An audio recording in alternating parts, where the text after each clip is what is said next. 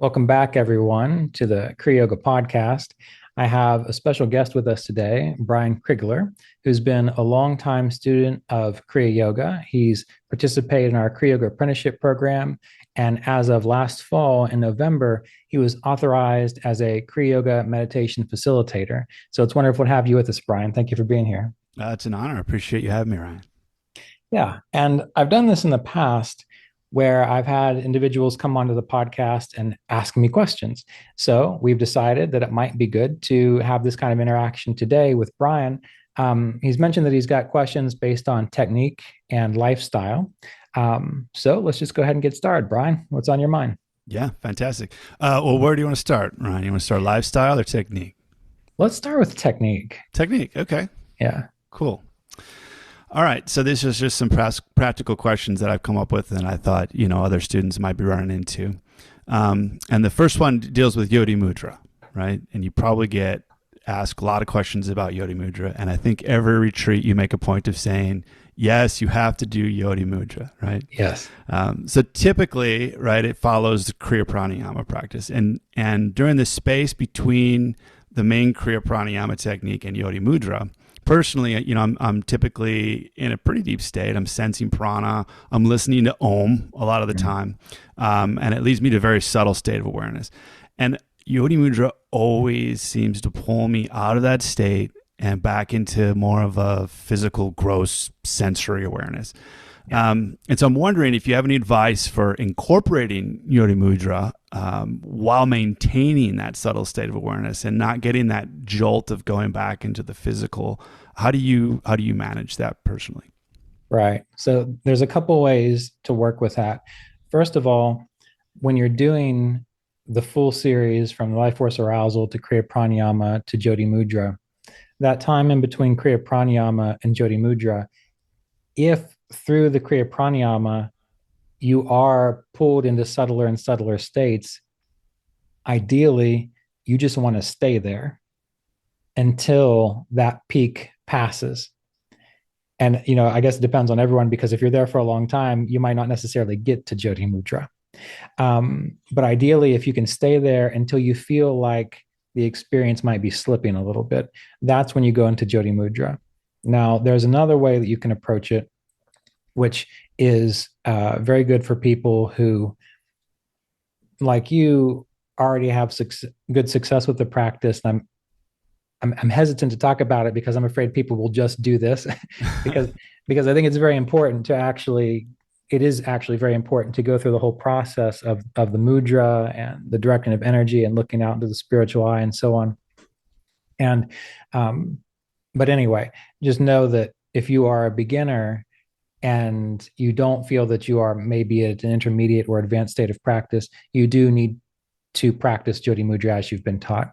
But if you've been practicing for a long time and you already are experiencing subtler states of awareness and you're already very internalized, the way to tap into Jyoti Mudra is don't go through the actual physical process of putting your hands up, or you don't necessarily have to move. You don't have to move the breath so much either.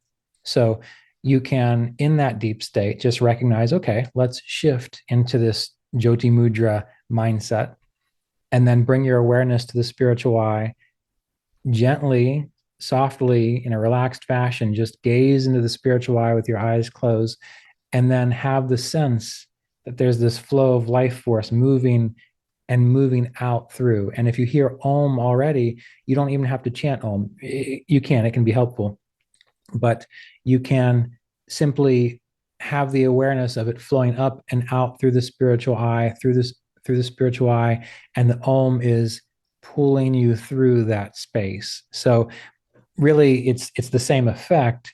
You are just encouraging it with your intention. And in that way, you'll go deeper into the experience. You might even, if you're able to relax, see the inner light more clearly, and you're not disturbed by having to move around and do all the breathing and those sorts of things. Awesome. I heard you once briefly mention that sometimes you've done Yoni Mudra without your hands. Yeah. You left it at that. It was at a retreat and you never went back to it. So I appreciate you giving a little more in-depth description there. Yeah, so I'm going to trust that the people who are listening understand that they still have to do it. But if they do get to that place where they are very centered, very, very deep in the process and still present, then yeah, you can do it this way and it'll work. Okay, but you're still pushing out, kind of exploring out through this. It's like for me, it's like a flowing. It's like imagining if you've been underwater and you're swimming and you can feel the waves or the water kind of going across your forehead. It's kind of like that's what I imagine to feel as I'm in that experience. Great. That's actually a good segue talking about imagination, because the next couple questions kind of delve into that a little bit. So I found in my own practice that when I'm working with Ishvara Pranidhana, it sometimes can be more easily accessible, it seems, when I have some sort of positive emotion involved. For example, I can feel into anahata, into my chest area, and kind of cultivate a feeling like maybe a longing for God. That's one that happens. Or I can think of something that really brings a lot of love up in me, like thinking about the birth of my son, and that actual visceral feeling comes back for me.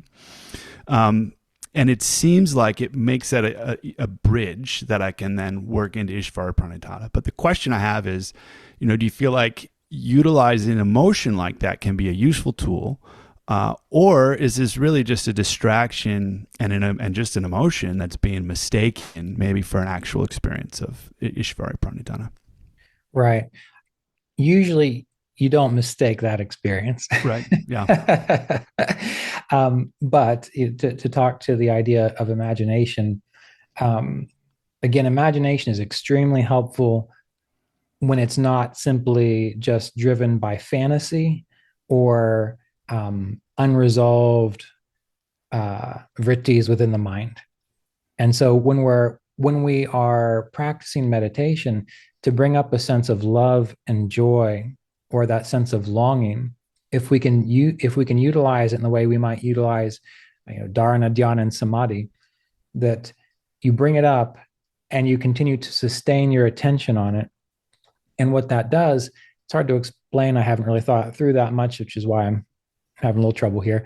But what it does is it brings you to the space or the reality where the actual experience is possible. That's why, for example, imagining what it's like to be omniscient can eventually, in time, if you can sustain it without, like I said, getting goofy about it, if you can sustain it, you will eventually just kind of roll into that feeling of omniscience.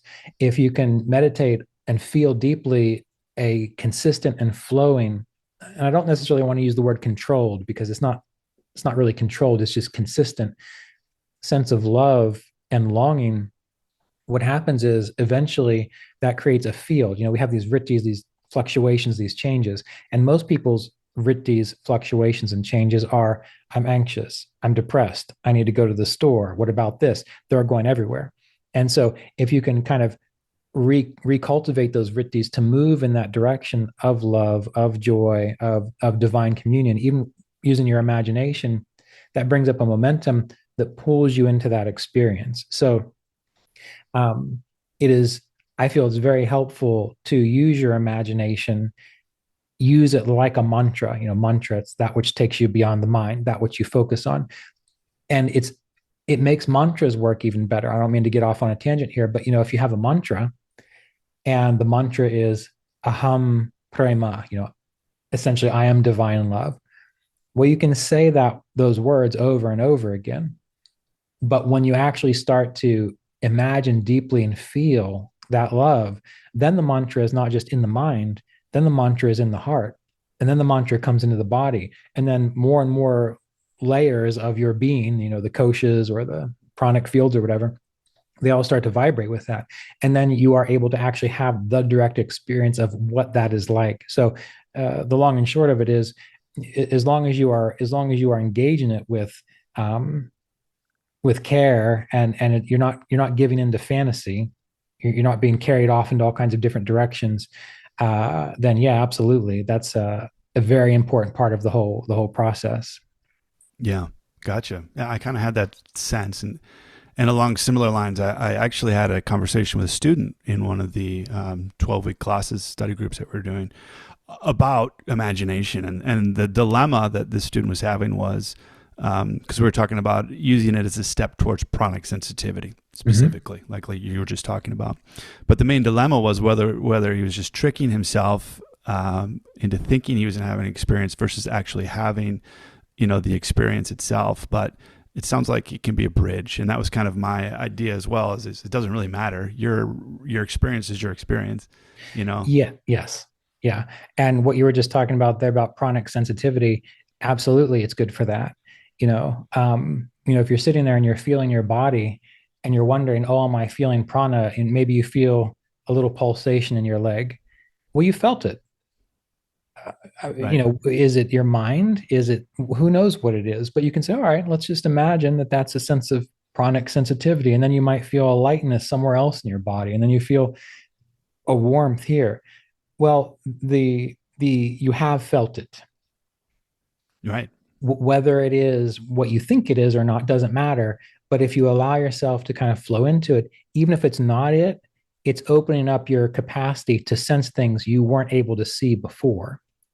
Whereas if you are saying, no, that's not it, no, that's not it, you're never going to experience anything, because you're just going to, that's the problem. You're going to doubt everything. Yeah. So following it and being conscientious of it again, like that's the main thing. Like if you're doing it and all of a sudden you feel like all kinds of craziness is happening, well, maybe that's, some emotional stuff coming up that's not the pranic sensitivity. Sure. And you deal with that. But allowing yourself to explore it, to feel in it. And it's so easy to just feel the fingertips and the palms and the toes and the soles of the feet. And even just taking a moment to do that. I know we've talked about this before on retreat. Even the fact that you can sense anything in here, well, that's the energy of the nervous system. And that's energy. And so you are feeling energy. Right. Yeah. Right. So yeah, I think it's important like I said, in a conscientious way. Sure. Because I've also met an unfortunate number of people who, have gotten into different practices and maybe I would say are very ungrounded in what they're doing and maybe a little too much imagination based. Right. And I think it can get away from you. But yes, it's the same. It's with all things. It's the same thing with thinking. Your thinking can go crazy, or you can be the driver of your thinking. And if you want to sit and imagine things, specifically decide, this is what I am imagining, well, that is consciously directing your chitta, your life force, and so on, versus just sitting there and letting all the stuff come through. Now, the neat thing is once you've gone through a lot of the initial purification practices of yoga and Kriya Yoga, and you've worked with a counselor and so on, once you've dealt with all this stuff that causes you to need to have all the fantasies, then absolutely, you sit down and you experience all kinds of wonderful, deep, pranic and divine experiences, and you're not confused about what they are. But it's the same thing with, why do people have difficulties with like meeting manipulative spiritual teachers? Well, they have difficulty with that because they have not learned healthy boundaries. And psychologically, now, this is not to put the blame on people who experience abuse from a teacher. But what I'm saying here is when a person has good psychological health, they tend to be able to recognize more immediately, oh, this isn't a good situation, and so the healthier we get psychologically, the deeper and more authentic our spiritual experiences become, and the less traumatic they become. Sure. Yeah. Okay. Thanks. Yeah. I think imagination can be a good tool. And I always tell people too, the thing I love about yoga is that you get to experiment and see for yourself, what these things do. I don't have to take your word for it. For example, I can go try it, And Roy, he was very big on imagination. He wasn't big on fantasy in any way, but he was big on imagination. And that was a very meaningful thing for me to learn, because I was a pessimistic and cynical person when I was younger. And when I decided to start imagining possibilities, as he would say, like, well, what could be possible? I actually recognized, because I imagined what was possible, I saw opportunities that I didn't see before because I was fixated on like the cynicism or the pessimism, you Right. know, and and really anything that you can do to kind of shift your mental or emotional state. I've tried to do laughter yoga in the Oh retreats. yeah. Yeah, It's well, I love it. uncomfortable at first, very Yeah, uncomfortable. Yeah. it is uncomfortable at first, but the reason I love it so much is because one of the things I've noticed is if I do 20 minutes of laughter yoga in the morning, I notice that I'm actually smiling more throughout the day. Hmm. And I'm actually like, I'll just laugh more throughout the day. Like things just seem funnier. Yeah. And the other day, I like to kind of mix things up and do things differently. And I thought, you know what, we should do a dance routine. And I'm not much of a dancer. So I got up YouTube and I typed in couples dance exercise. So Jasmine and I are doing like, all this stuff moving around. And I'm watching the woman and she just looks so happy dancing. And I realized for the rest of the night, I was like wanting to move and smiling more. So, using your imagination, actively doing things that shift you into a different kind of state, those are wonderful things to do. It's all yoga in that way. Are we going to see some dance videos from you on YouTube anytime soon? Probably not. Probably not. I did think that, I thought, oh, when we do that retreat at the Himalayan Institute in June, I thought, maybe I should bring one of those videos and put it up on the screen and we can all dance together to see how that affects our meditation practice. All right. We might not do that, but maybe. Get people out of their comfort zone. That's Absolutely. Sure. Yeah. Cool. Well, another question I have has to do with cities, right? This is another thing you probably hear about a lot. Like Pittsburgh and New York? Yes, exactly. Yeah. No, so Patanjali spends the entire third chapter of the sutras talking about these yogic powers or cities or whatever you want to call them. And, we're warned by various texts and teachers not to chase them. Yeah. But Patanjali didn't waste a single word in those sutras, and he spent an entire chapter talking about them, right? Yeah. So obviously they're important, right? And for example, maybe they're indicators of progress on the path. Maybe they're tools to help deepen the practice. But as an advanced practitioner, I'm curious from your perspective, what is a useful way to approach the cities? Yeah. Well, and I think that's great that you specified advanced practitioner. Right. And that's because those are for advanced practitioners. Right. And I don't mean that in a hierarchical way. I mean people who have more skill and experience. Yeah. And that's the way the Yoga Sutras are set up, in that, we have chapter 1, which is essentially saying, okay, this is kind of how this is samadhi. These are the stages of samadhi. The Chitta Prasadanam, sutras 133 to I think 38 or 39 or so on. Those are saying this is how you overcome the obstacles to samadhi.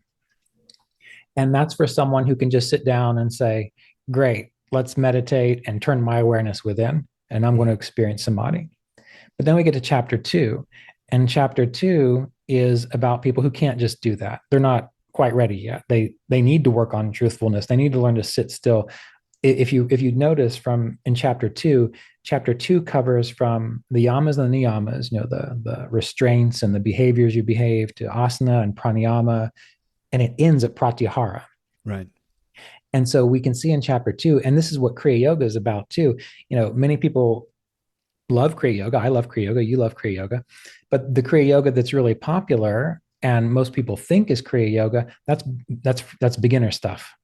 That's the activities that you do to arrange your life. Even the Kriya Pranayama, that is a process that you go through to harmonize your inner and outer energy field, so that you can move your awareness within, so that you can absorb yourself inward into pratyahara. Right. Then we get to chapter 3. So chapter 3 isn't really important until that's not exactly true, but it's not really important until you can actually sit still and turn your awareness within. Yeah. And then, to get to your question, then the cities are about navigating your inner world. So once you learn to go within, your Kriya Pranayama has given you the strength, the capacity, the poise to go within. Well, now you're inside. Now you are really touching, brushing up against what is the realm of divinity. It is the realm of divinity. And so now it's like you're in a whole other world. And what the Siddhis do is they say, these are the tools that you can use to navigate that experience. One of my favorite ones is the one about cultivating like friendship. It develops spiritual strength. Well, if you are surrounded, if you can meditate on and fill yourself up with such a feeling of friendship, then once you get into that inner world, the energies, the qualities that you are interacting with are going to be friendly. This is also why in the Chitta Prasadam Sutras, the very first thing you do is start to cultivate friendliness towards those who are happy, compassion towards those who are sad, and so on. So I'll get back to what you're asking, but the general idea is that those Siddhis are for navigating this inner world. Right. They might have benefits for outer stuff too, but you don't engage them for outer things. Right. And that's why in there, right in the middle of a lot of those Siddhis, there's the description that you don't make a show of this stuff. Yeah. And this is where it gets hard and a little bit difficult to talk about, because when we're talking about chapter 3 in the Siddhis, we need the person that this is important for is the individual who is very established on their path, who is not super concerned with the external world anymore, and who has a lot more momentum of going inward. And most people don't have that. Most people want to practice yoga, want to practice Kriya Yoga because they just want to feel better. Yeah. The reasons. We all have done it. We've all started it. But what happens is when you hit that, what we're going to call an advanced stage, your life is organized enough and you see through the duality that you recognize the stuff out here is actually less important than the stuff on the inside. And that's really what the Siddhis are about. Even the Bhuta Jaya practice, the victory over the elements, and the Indriya Jaya practice, the victory over the senses. Those are extremely important sutras because they also relate to tapas, the purification of the body, of the elements, and of the senses. But a lot of people read those and they think, oh, well, that means I'm going to be able to conjure up an air storm because I've got power over the air element, or I'm going to be able to do this. And that's Avatar or something. Yes. Yeah. And maybe that's possible, but the real point of that, you have to also know Sankhya philosophy and know that Patanjali's system is about moving through these stages of existence and purifying these stages of existence. So the victory over the elements isn't being able to conjure an earth elemental. It's about not being bound and defined by the physical structure of your body, and so on, all the way up through the principles. And that's where you have freedom. So where it says that essentially you are untroubled by illness, heat, and cold. Well, yeah, you are, because you're not paying attention to it. Yeah. So if you've got anything else you want to ask or add to that, I'm interested, but that's the general idea. No, I appreciate you addressing it. I mean, I guess the main question I had was, is it a useful thing to look at? Because I hear a lot of teachers either completely don't talk about it at all, either because they don't think it's useful for most students, which is probably true, or because they don't have an experience of it and therefore can't speak to it, right? So I appreciate you diving into it a little bit. But it does seem at some point, he spends so much time going through them that if you're able to really cultivate samyama, right, which they talk about at the beginning, that it will be useful maybe to pay attention to what he's saying and experiment with each of these different sutras to see what your own experience might be. Absolutely. Okay. But again, like we mentioned, that's when you hit a certain stage. Right. And, you and I are both musicians. That's like, if you've got a beginner musician who's still just trying to figure out 3 chords, G, C, and D, we're not going to say, hey, go play a Joe Satriani solo. Right. Or Eddie Van Halen or whoever you like. Sure. But there comes a time when a musician gets good enough, like, well, maybe I do want to try that. Sure. Yeah. But there is a knowing when you get there kind of a thing. Yep. And what I would say just a little bit more about that is there are other siddhis mentioned in the Yoga Sutras, and that's in chapter 2.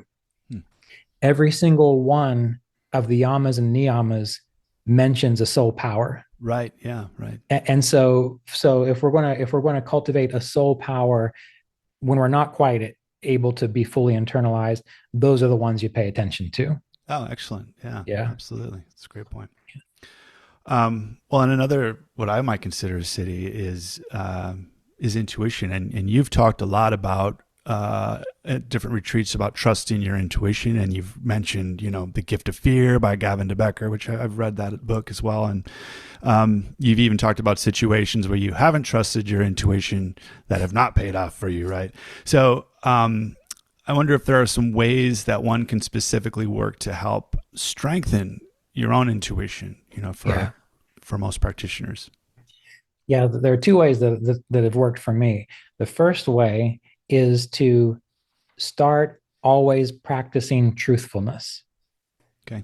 Doing your best to tell the truth. And again, you have to tell it as far as you know it, because we don't know everything, but we can speak the truth as far as we know it.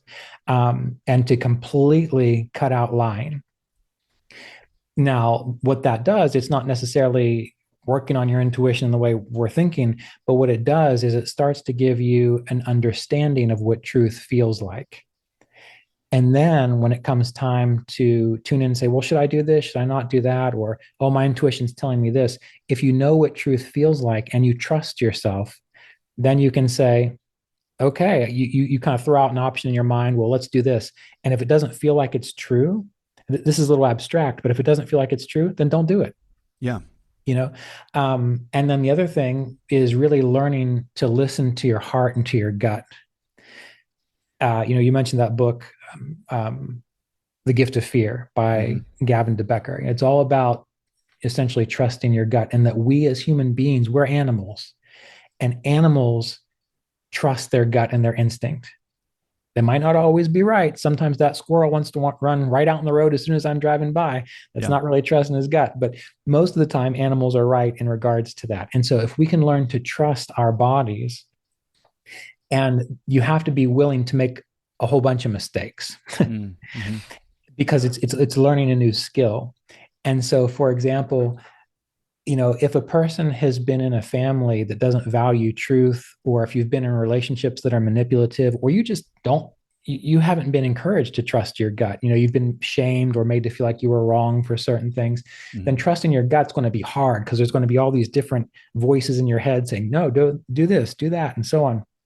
But if you just say, look, I'm not listening to any of these other inputs, and you can really zero in on your own voice, trusting your gut, feeling your gut, knowing what truth is like, and you do it enough, and you're fine making mistakes, eventually it's like you get recalibrated.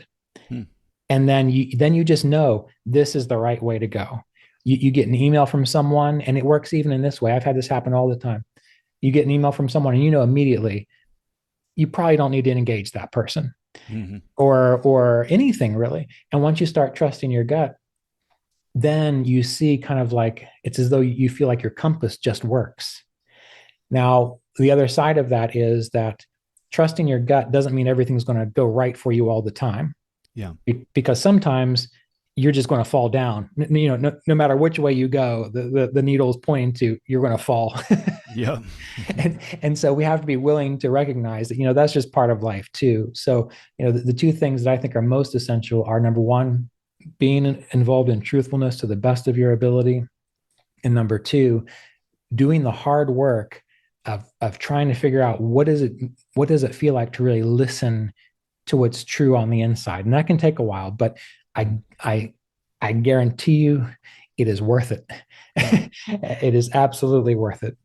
Okay. So it's really about, as you said at the beginning, telling the truth, don't lie, eliminate that. But in addition, sensing what that actually feels like in the body. Yes. And then watching for that feeling throughout the rest of all your decisions and what's happening throughout your life. So it's really about learning to feel a sensation. Yes, yes. Okay. Body awareness, embodiment. And that's why, that's why yoga is so important. That's why somatic work is so important, because so many of us are not in tune with our bodies. And that's the problem. Yeah. When you're in tune with your body, you know what's wrong. Like you can feel it. Yeah. And it does extend so far as to even just little things. I mean, I know times when I like to cook, and sometimes I'll be cooking, I'll think about putting a spice in, I'll be like I will just feel like, no, you shouldn't do that, Ryan. And sometimes I'll ignore it. I'm like, well, it'll be good. And sure enough, it's not. But it is a felt sense. And um, this is the thing about yogis and grace and yogis who have the special power of knowing what's going to happen. There's no special power there. They're just in tune with truth, and they know what it feels like, and so they're not going to say things that aren't true. It's like it can't come out of their mouth. I've known Jasmine's that way. Those of you who've interacted with her scheduling retreats or been on retreats with her, like, she is a paragon of truth, and you can't even get her to jokingly say something that's not true.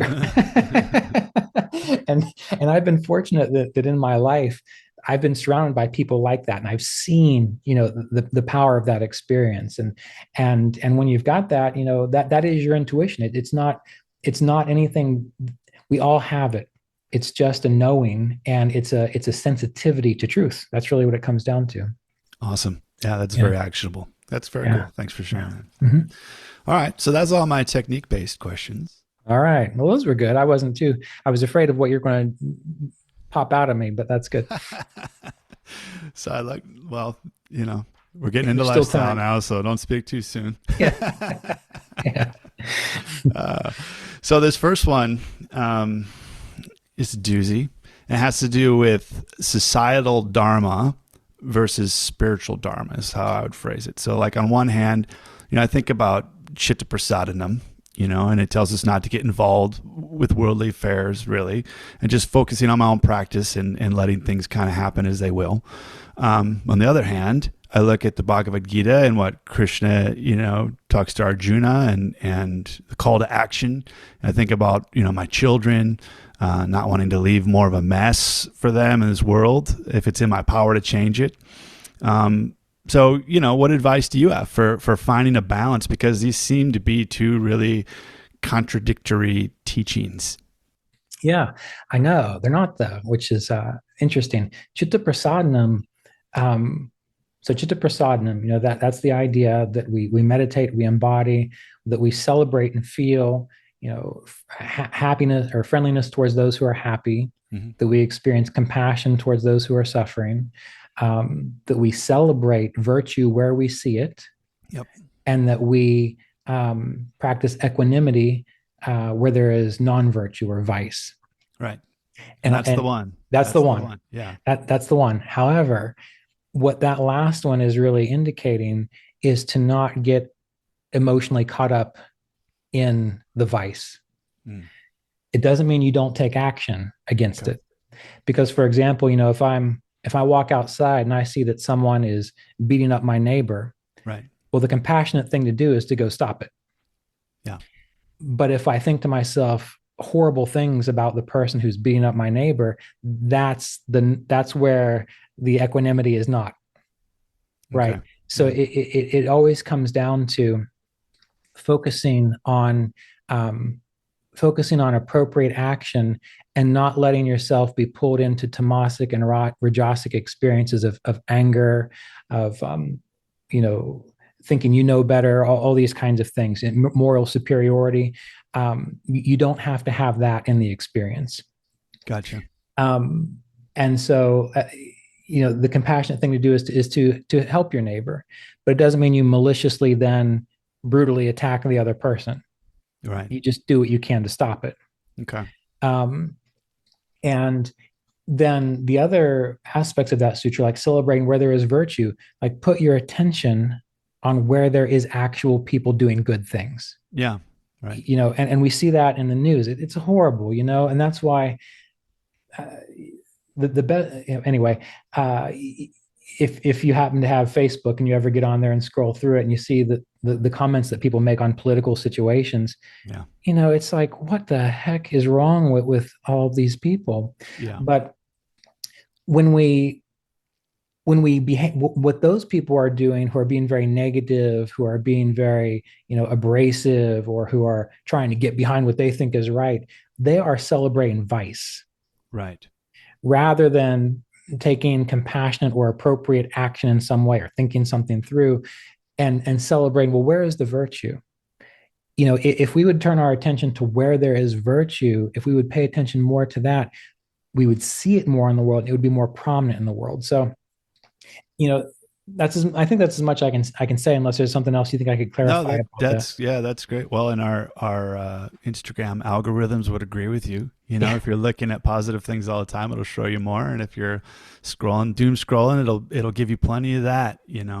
But I appreciate that messaging, and I think all my Minnesota, brothers and sisters out there can stand to hear that, because we're dealing with a lot of stuff here right now. But to say it's okay, to take action when needed, but don't have the hatred in your heart when you're doing it, to kind of step back from it.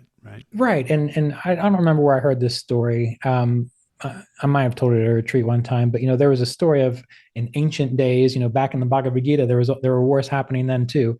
But Right. the soldiers, they had a mission, and they weren't there to pillage. They weren't there to be vicious. They were there to play their role, and they knew that. And their role was to fight other soldiers. And in this story, one soldier is about ready to beat the other soldier, and he's got a sword at the second soldier's throat. And the soldier who's on the ground spits at the one who's getting ready to do his duty. And the other soldier just walked away. He said, "You've made me angry. I can't strike you down in anger." And so it's a little abstract, but the idea is, when you engage in these activities because of anger, because of all these horrid emotions and so on, absolutely, it's valid to feel a lot of that. But as yogis, our goal is to try to behave in a way that we are not motivated by those things. So it's always tuning into what is appropriate, what is compassionate, which means that you do just enough to stop the problem, but not enough to make it worse. Right. Awesome. Yeah. That's super refreshing here. Thank you. Yeah. All right. So moving on. I've heard you say a number of times that Kriya Yoga ruins relationships. Yeah. And I always laugh, but as I've progressed along this path, Oh no, has it ruined your relationship? Not yet. No. Okay. Well, some of them, but I've found that my preferences, my motivations, my lifestyle, they've all gradually and naturally, but profoundly changed. Yeah. They've just shifted. And more now, I crave silence. I crave simplicity and solitude. But I also still value the relationships that I do have in my life. Yeah. And I also still have a lot of commitments, commitments to my partner, to my children, to my employees, my family. And I'm not ready to walk away from everyone to go live alone in the forest yet. Right. Probably someday that will be what I do. One day.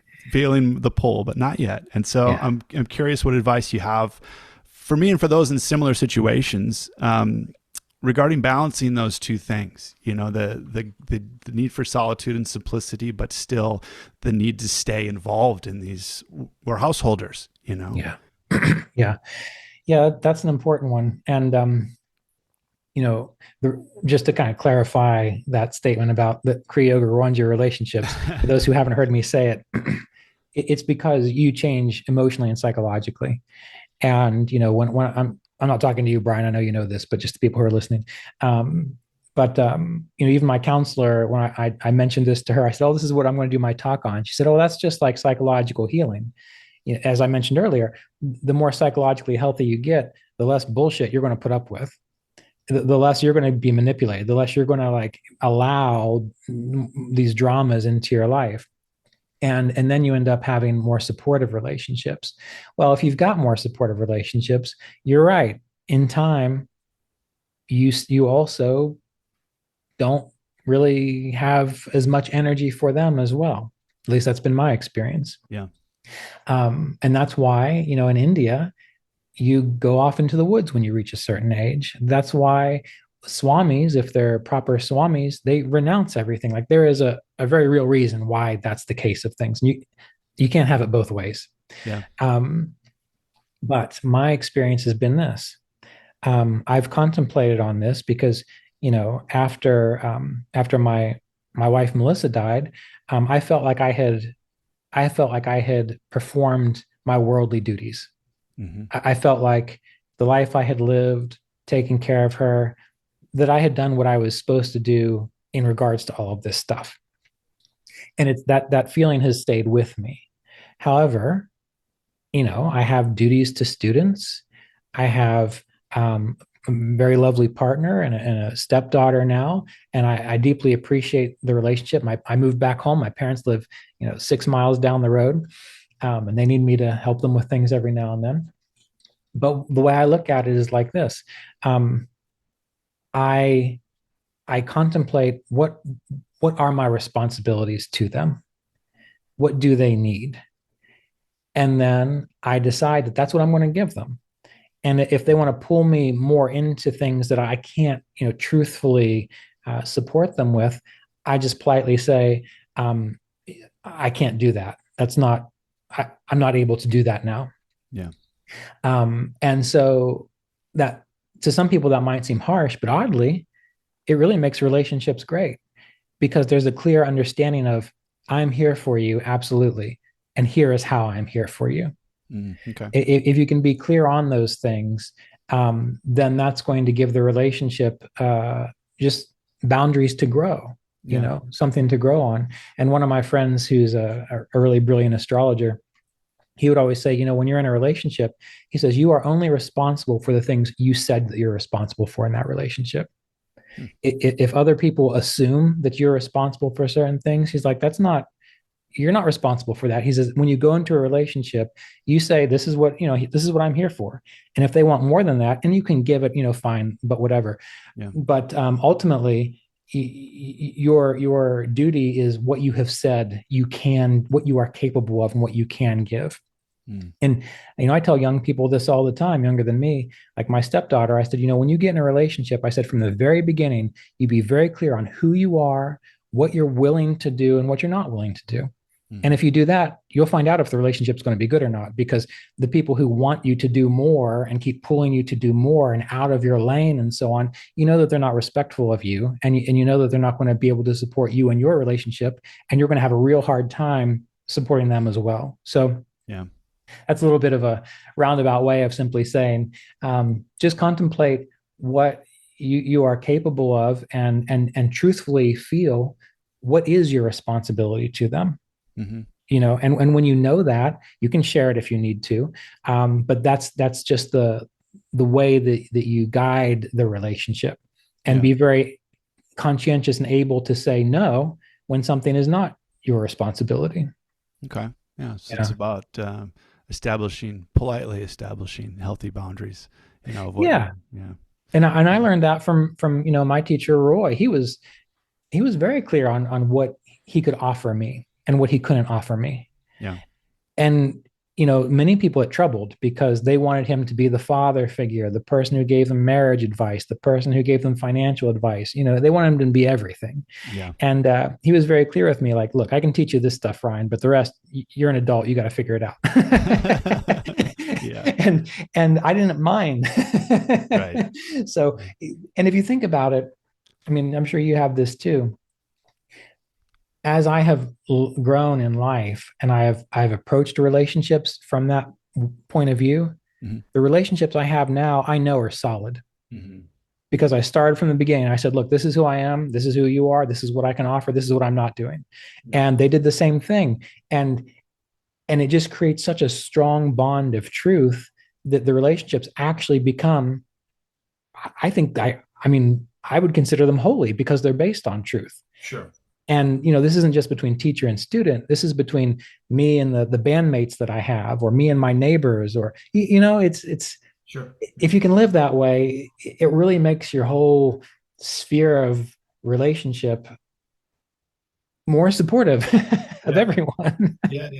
I think it can get tricky when they're long relationships like family and stuff like that. And maybe somebody, you maybe it's us, we change over time and different things become important to us, or we establish different boundaries that Yeah. weren't there before. And then I think that can cause some issues, you know. Absolutely. And I don't know, I can't speak real clearly on that. And that's because, when I met my wife Melissa, I was 16 and she was 19, and we kind of grew up together. Mm. And fortunately, we changed well enough together.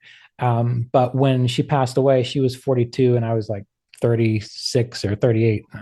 Anyway, I was younger, 39. And so when I got in a relationship after that, I specifically said, look, like, this is the situation. So, I was fortunate in that with Melissa, I was able to adapt and grow. But there are friends of mine that I had that I couldn't do that with. I'm not in relationships with them anymore. So it really depends on where you are in life. But I think the earlier you kind of figure that out, Yeah. the better it'll work. Yeah. Yeah. I've let a lot of friendships go over the years, as I've Yeah. changed and they've changed. And that's just part of it, I think. So Yeah. cool.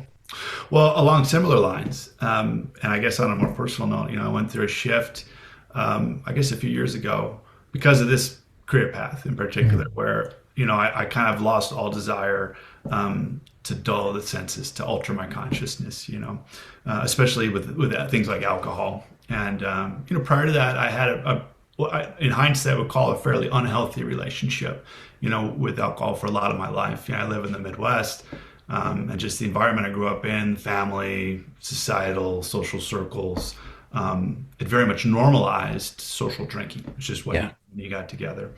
So I never really saw it as a problem. But when I really started to get deeper into my practice, and I started to get glimpses of, I guess, what Roy would call superconscious states, Yeah. my desire to dull those senses faded away pretty quickly. And I haven't done anything for a while, but I think I've had one beer in the last couple of years, and that was on my son's 21st birthday, and that's it. Yeah. And it's been wonderful in my life to have that change.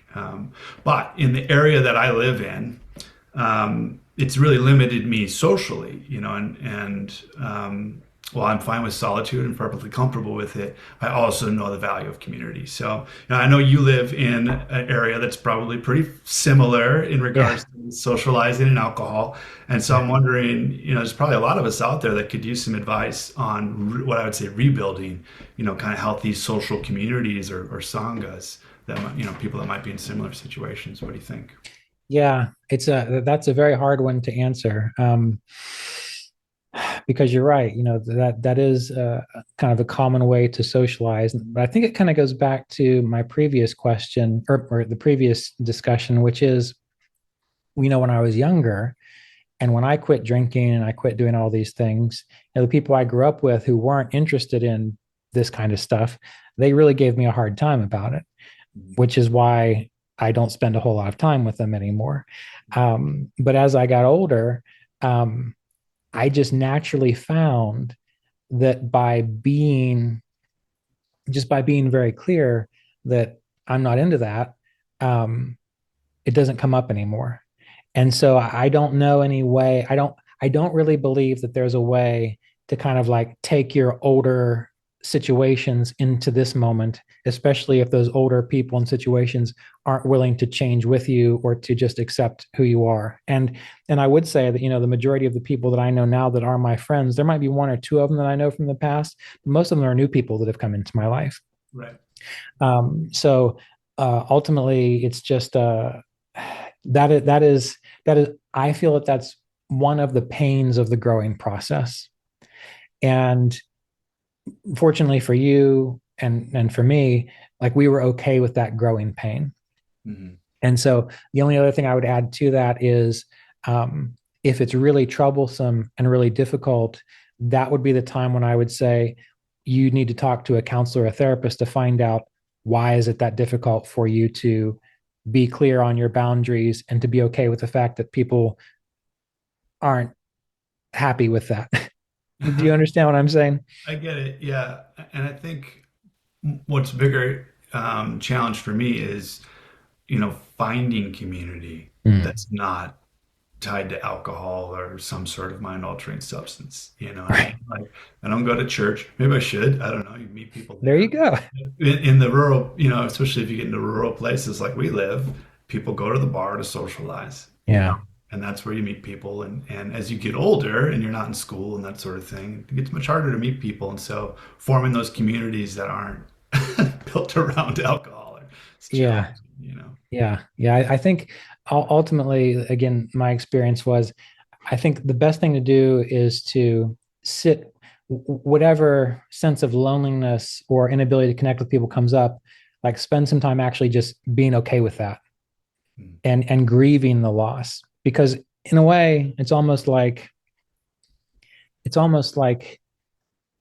that energetically, if you can imagine that we have all these kind of like receptor sites on us. And, when we're younger and we're interested in drinking and other, drug type things or stuff like that, well, we've got these little connectors that go out to people who are also into it. And then when we start to change, those things kind of go away and we don't have these other connectors yet. Mm-hmm. And again, what I have found, because even in my social circles, I hang around a lot with Irish musicians. Right. Those are some heavy drinkers. Yeah. However, this is why I think that this is can be more of a metaphysical thing. For some odd reason, the three best Irish musicians that I found to play with, they might have a drink here and there, but it's not really a big deal for them. Mm. So somehow I feel that kind of like the letting go of that, it's by holding on to the grief or by holding on to the sense that I'm alone or I can't connect with people, that it keeps you kind of looking, oh, but what about this person? They're like, oh, but they're a drinker too. Like it keeps leading you to this sense of disappointment. But if you can actually fully grieve and let go of the things that were so you know common, if you can just really let that go and be okay in the space of loneliness for a while, my sense is you do eventually start to find people who you can connect with that are interested in the things that you're interested in, and they don't require that you do things you don't want to do anymore. I think it's more metaphysical actually. Yeah. Yeah. Yeah. Well, get some hobbies too and that sort of thing. But I do think community is important. As much as Yeah. I love solitude, we are social creatures Yeah. as humans. And until we're ready to let it all go with Kaivalya, it's probably good we have some sort of communication with people. Right. Yeah. And again, as you kind of keep going, the people that you hang out with in these different situations, spiritual or otherwise, they become more respectful. I mean, um, thinking about music, I recently told my bandmates, I said, look, like I'm stepping back. I'm like, this year, I'm doubling up on my spiritual practice, my meditation, my study, my teaching. So I can't do all the stuff that I've been doing. I said, I will show up, to practice. I will show up to play, but I'm not doing all the other stuff. And they're just like, okay. Yeah. And I thought, wow, that's great. So again, I feel that as we change and as we're very clear on who we are, and as we attract people who are who they are, and then it's just more of a supportive situation. And even if you do change, they're going to say, all right, how can we help? So there's something that happens when you kind of change your mindset a little bit. Yeah. Yeah. Yeah. Yeah. Quality over quantity. Yeah. And I was actually having coffee with one of those quality friends the other day, and he's a psychologist, and we talk about yoga, we talk about psychology. But I was explaining Chitta to him, and it's kind of as a way of interacting with people as we go through life. And he was really intrigued by it. He hadn't heard about it, and he asked me if I was able to apply those concepts to my romantic relationships. And I just kind of laughed because I try to. Yeah. But, in my experience, the romantic relationships it's one of the most mirroring, can be triggering, vulnerable kind of relationships that we have. And it's a beautiful thing to have that, but it's also can be frustrating, and it seems to be easier to apply these principles to strangers or Yeah. acquaintances than to our most intimate relationships, our partners, our kids, our families. So do you have any advice for Kriya yogis and yoginis, to kind of help us do a better job of trying to apply these practices and principles to our most intimate relationships? Yeah. No, I think what you were just talking about there is really right on, especially the chitta prasadana practice. And the trouble, at least from my understanding with intimate relationships, is that we define ourselves by the other person. Mm, And we define ourselves by their happiness or, these kinds of things. And ultimately, each one of us has our own karma. right. And so, like, if you, at least this is what I do when I'm interacting with a family member or, my stepdaughter or Jasmine, I realize absolutely that I love them and that I want to support them. But when I encounter a behavior that I don't understand or that seems like it's going to be um, like cause a difficulty or a frustration, I stop and I just kind of look at it in my mind, and I kind of bring up that idea of chitta prasadam. Is this a behavior that I need to have compassion for? Because oftentimes, when a family member or a friend or a spouse is behaving in a way that seems frustrating or hurtful, it's because they are suffering in some way. Sure. Like they can't communicate clearly, or that they have a need that they don't know how to get met or even how to express that need.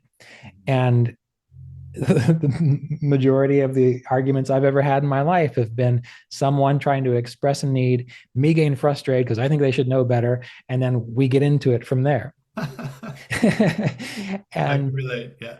yeah, and the hard thing to do, but also the most transformational thing to do, is to realize that, just to step back and kind of wonder, okay, why is this person behaving this way? Most of the time, it actually has nothing to do with you. Mm-hmm. I mean, that has been my experience, and that's been something that I personally have really had to work on, because of how I was raised as a kid. I was led to believe that everything was my fault. And so when you're raised that way, then any little thing that goes wrong, you think to yourself, "Oh, what should I do? How can I fix it?" Or, and that kind of a thing. And sometimes it has nothing to do with you at all. It could be the phases of the moon for all we know. But if you learn to take a breath and step back and then wonder, okay, does this require compassion? And this is the hard way of relationship, because you have to have energy to do this.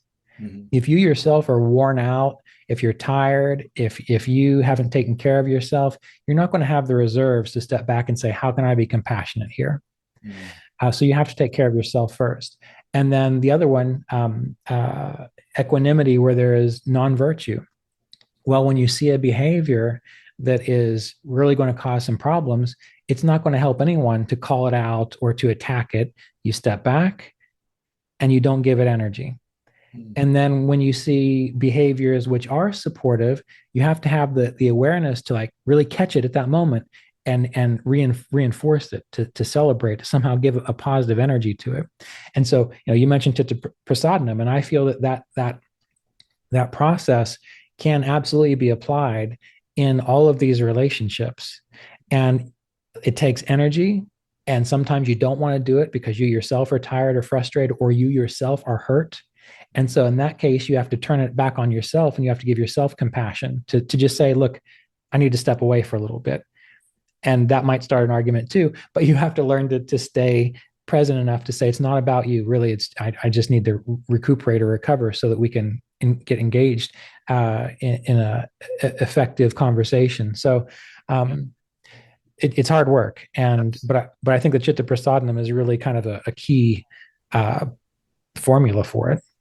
I think that's an important point that you make about sometimes it's us, sometimes it's me, sometimes it's, what we bring to the table. Maybe we're hurt, or our own shame comes up, or our own triggers come up. And it's a lot of work, I think, to walk the yogic path and to apply these things to our lives constantly, and to turn the mirror towards ourselves so that we don't come out with this holier than thou attitude, Right. because that also doesn't help confrontation ever. Absolutely. Right. Yes. I mean, that turns people off, and then they don't want to listen to you at all. I mean, Yeah. yeah. So, So, Yeah. And then you get, especially if you're in a, partner that's also doing this work, then it's a spiritual battle. And it's like, that's materialism, man. It doesn't, help anybody. So, Right. I'm more spiritual than you. See, yeah, I mean, exactly. Yeah. it just keeps on going. And that's tricky, absolutely that's tricky, Your but ego is flaring up, or, like, right. stop that. Doesn't help anything. Yeah. Yeah. So there's no easy answer for that, really. No, I think it takes a lot of work, huh? Just constant self-evaluation and, Although I would say, you get better at it. yeah. I mean, over the years, I've really noticed how I catch myself much quicker. Like, wait, nope, step back there. Does this have anything to do with you at all? And it even rolls over into things that aren't like tense situations. Yeah. Sometimes you'll be talking with a family member or a friend, and like they say something, and you can feel their trigger, and Yeah. you kind of want to get back into it. You say, nope, you just let them say whatever. Like there's a sense of knowing, and it comes back to truthfulness in your gut and your intuition. Yeah. You start to recognize when is it really appropriate to say something, and when is it appropriate to just kind of sit there. Yeah. Because So all of it kind of weaves together. yeah, we want to defend ourselves, right? But that's where the equanimity comes in, I guess, right? Right. And that leads to, the whole idea of yoga in the first place is that, we are learning to let go of attachment to the small little ego who we think we are. And so the moment that we feel like we have to defend ourselves, well, we are already starting to reinforce the thing that yoga is trying to let go. Right. Yeah. It's sneaky. That's a Yeah. slippery one. Yeah. Wow. Cool. Well, hopefully that helps some folks. Certainly it's helped me. So I appreciate Yeah. diving in. That's all the questions that I kind of had prepared. That's it. Well, okay. Well, that was good. That was a good number of questions. Yeah. Good. Well, Yeah. thank you for being here today. Thank you. I appreciate all the insights, and it's always happy to chat with you, with or without a microphone. I appreciate the Yeah. conversations. Well, before we let you go, you have recently just launched your website, right? KriyaYogaMidwest.com. Yeah, yeah, excited about that. And I'll be updating that regularly with kind of upcoming trainings, most of which will be kind of associated with stuff that you're doing, right? Yeah. So I'll be doing the study group for a 12-week course. I'm hoping to start another one at the beginning of March. Okay. A 12-week course. I'll have some more details for that soon, but it'll probably start the first Tuesday of March if I can get it together in time. Sure. Yeah. And we'll let people know, the people who are already in the 12-week introduction to Kriya Yoga study group through kriya-yoga.teachable. If you're already signed up for that, once Bryan gets that set up, we'll send out some information to you, and then you can participate in some weekly study groups with him. And last year went pretty good. I really enjoyed those discussions that you had with students then. No, I had a lot of fun, and it was a great group, and it's nice to have, I appreciate the work at your own pace model, but it's nice to have that kind of group to bounce ideas and comments off of. It was a really cool experience. So I'm looking forward to doing it again. Good. And you'll be with us at the Himalayan Institute in June, correct? Absolutely. Yeah, I'm all booked up for that. Yeah. All right, good. So we'll see you there. All right, Bryan. Well, it was good talking to you, and I really appreciate you taking the time. We'll be in touch soon. Thanks, Ryan. Yeah, take care.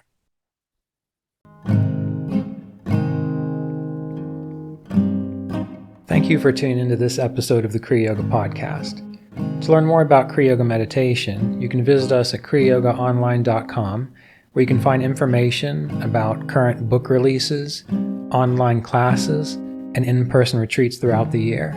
If you're interested in supporting this podcast, visit us at the Kriya Yoga Online Patreon community at patreon.com/Kriya Yoga.